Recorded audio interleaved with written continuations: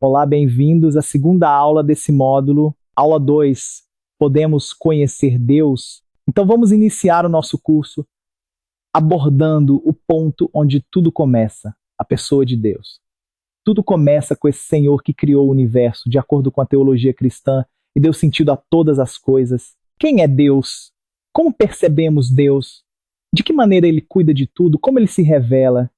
Essas questões estão no centro da teontologia ou da teologia propriamente dita. O termo teologia significa basicamente o estudo de Deus. A palavra grega theos significa Deus, e logia vem de palavra estudo, razão ou conhecimento. A teologia tornou-se o nome de todo estudo sobre Deus, abrangendo tudo aquilo que se fala a respeito do Senhor. Dentro da teologia sistemática, quando organizamos as várias doutrinas que compõem o cristianismo, como a bibliologia, o estudo da Bíblia, ou a cristologia, o estudo de Cristo, chamamos de teologia, o estudo de Deus. Contudo, para evitar confusão, muitos teólogos buscaram um termo alternativo para nomear o estudo do próprio Deus diretamente. Assim, a teontologia passou a ser usada para denominar essa parte específica da teologia, como a teologia propriamente dita, o estudo de Deus sem mediadores. É possível conhecer Deus, é possível entender e compreender o Senhor. Algumas canções populares afirmam que ninguém explica Deus. De fato, em um nível absoluto e último, nunca conseguiremos obter um conhecimento completo e exaustivo sobre Ele. É impossível entender Deus em sua totalidade.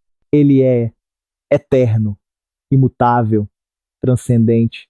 É aquilo que teólogos do século XX chamavam de totalmente outro. Deus não é totalmente acessível à mente humana. Na teologia, é comum termos dúvidas e às vezes acabamos com questões não respondidas. Isso apenas reforça a grandeza de Deus, que está muito além da nossa compreensão.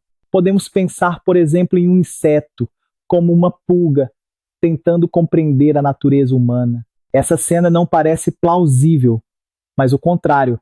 Nós, tentando entender Deus, é totalmente plausível. Deus nos deu a revelação e uma mente para compreender as coisas, mas ainda assim não conseguimos entender tudo de forma completa. Quando lemos 1 Coríntios 13, ouvimos Paulo dizendo que hoje vemos as coisas como por um espelho, vemos as coisas reveladas de forma pequena, breve e suficiente, mas chegará o dia em que conheceremos a Deus, como hoje somos conhecidos.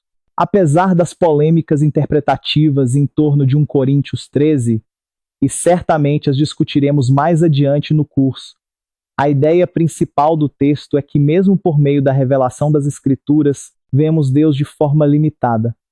É como olhar para um espelho de bronze bem polido, que reflete a imagem, mas não nos permite ver Deus em sua grandiosidade e totalidade. Essa reflexão nos leva a uma das grandes questões da teologia sistemática e da revelação de Deus: a distinção entre teologia positiva e teologia negativa, ou teologia catafática e teologia apofática. O termo apofático vem de aposfeme, que significa negar. A teologia apofática ou teologia negativa afirma que fazemos teologia principalmente por meio de negações. Estudamos Deus essencialmente pelo que Ele não é, antes de nos aprofundarmos no que Ele é. Já a teologia catafática, mais comum na tradição ocidental, busca descrever Deus a partir do que Ele revela sobre si mesmo, por meio de seus nomes e atributos. Embora a teologia negativa reúna seguidores no Ocidente, ela está mais próxima de abordagens místicas e nem sempre segue uma perspectiva cristã. A teologia positiva, por outro lado, afirma que Deus se revela, se manifesta e se dá a conhecer por meio de uma revelação.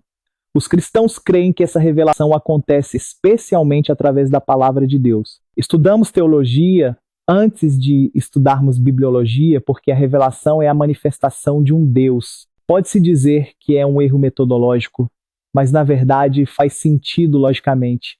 Entendemos que Deus está acima de sua própria revelação. Ao ler as Escrituras, lemos sobre um Deus que se revela de forma positiva.